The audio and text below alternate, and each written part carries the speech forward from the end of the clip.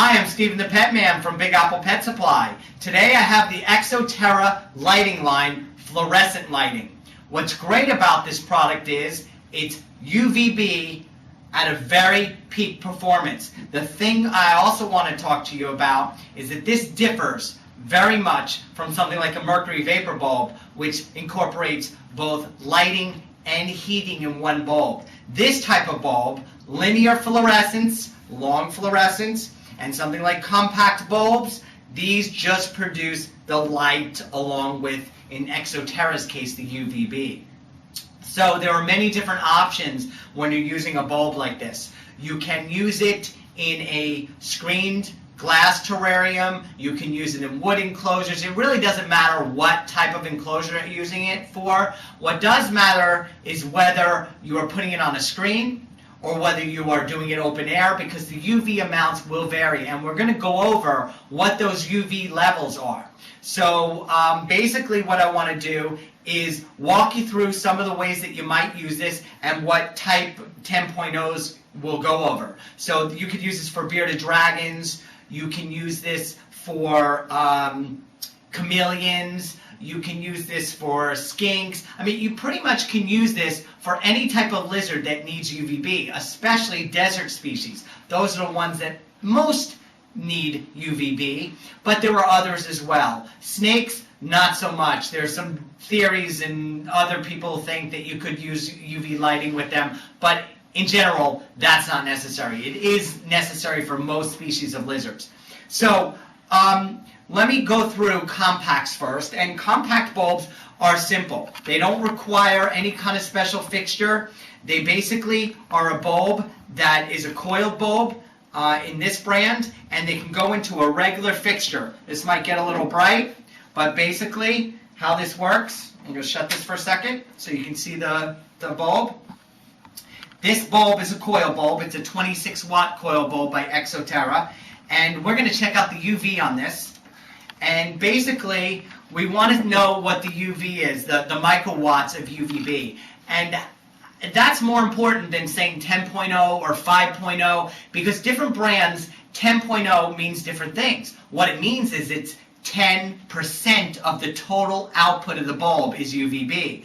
Now, 10% of nothing is nothing. So we want to make sure that the bulb has a decent output so that we know that our animal is getting a decent amount of UVB. Now, what do I mean by decent? We can determine that on an average day in the summer at, say, 12 noon, somewhere in the middle of America, 150 microwatts of UVB will be reaching the Earth. That's typical. Now, it will vary as you get closer to the equator or further away. So let's go ahead and check out this compact bulb and see what we end up getting on our trusty UV meter. So we're going to go about what we would consider about 12 inches from the bulb. And 12 inches from the bulb on this particular unit, we're getting about 30 microwatts of UVB.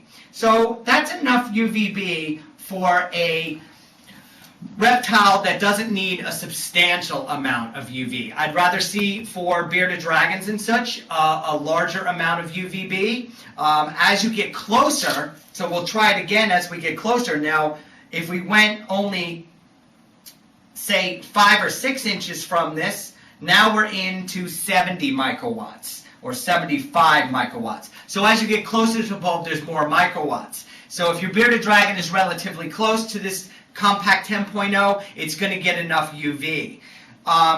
These bulbs should always be replaced. Linear or compact needs to be replaced every 6 to 8 months. I highly recommend you replace it every 6 months. Now, these compacts can be used in all different kinds of fixtures. They actually can be used in the deep dome fixture made by Zoomet, or a lot of people like to use them in fixtures like this. This is the naturalistic 12-inch terrarium hood by Zoomet, which is the one it is currently plugged into now. And then we have the Exo Terra brand, which is actually, this is the thing, and it's a little higher than the others. Some people like their fixtures to look a little more bulky, and some like it to be a little bit more sleek. So those are two good choices for compact bulbs, and that will work for either the 26 watt or the smaller 13 watt. Now, I do want to show what a typical, our most popular bulb that we sell here, as far as a fluorescent bulb, is a 24-inch size. And we have multiple sizes of this Big Apple fixture. And this particular smart light fixture that we sell has a 24-inch in there right now. So we're going to go ahead and take a metered reading of this as soon as we slip it back in. Now, one thing to remember about linear fluorescents is that when you put them in, you have to make sure that you slide them in and then twist the bulb, and the pins have to be aligned in here. If the pins don't get aligned, your bulb's not going to work, and you're going to think you have a defective bulb. You don't. It's just not aligned well. So let's take a reading from here. So the Exo Terra, at a typical height of about 8 inches, is going to produce about 35 microwatts. As we move in closer, if your reptile's a little closer, you're going to get somewhere around 55 microwatts.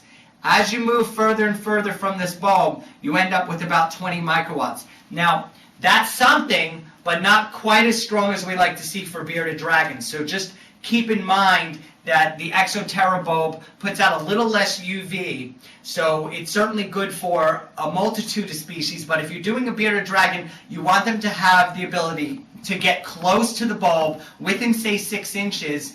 6 to 8 inches is a good mark so that they can remain there and not get too much UV, but get enough UV. And again, I can't emphasize enough that you write on your cage somewhere on the back or a slip of paper when you install these bulbs, so that you know in 6 months that you go ahead and replace it. So that's pretty much it to know about linear lighting, fluorescent, compact, and linear. Do note that all the new bulbs are the T8 size, so that's the thinner bulb. So if you don't get like our Big Apple fixture, you want to make sure that you get a fixture that handles a T8 bulb. I'm Steven the Pet Man, and I thank you for watching.